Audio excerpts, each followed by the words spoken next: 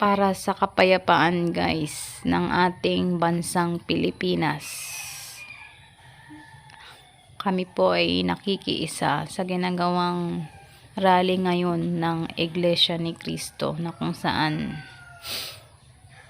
ay nagkatipon-tipon na po ang mga kaanib sa Iglesia ni Cristo. Saan man pong sulok ng mundo ngayon ay lahat po ng kaanib sa Iglesia ni Cristo ay nakikiisa.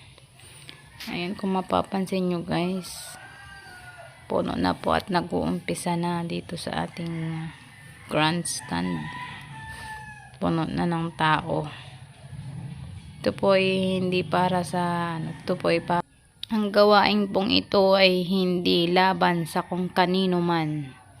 Ito po ay pagsuporta sa sinabi ng ating Pangulo na wag na pong i-impeach ang ating pangalawang Pangulo para po hindi magkagulo-gulo ang ating sambayan Pilipino at ang ating bansa Pilipinas.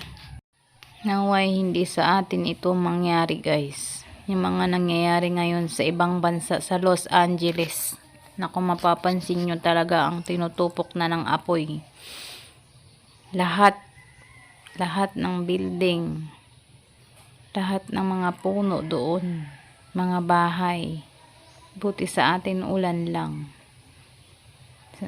May maraming nagsasabi na malapit na talaga ang paghuhukom kung bakit nangyayari ang lahat ng ito.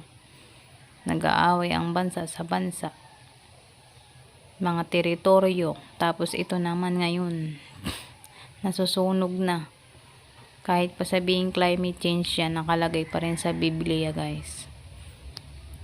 Kung babasahin nyo lamang yung mga palatandaan bago dumating si Kristo, talagang magulo ng mundo. Ngayon pati mga klima nag-iiba.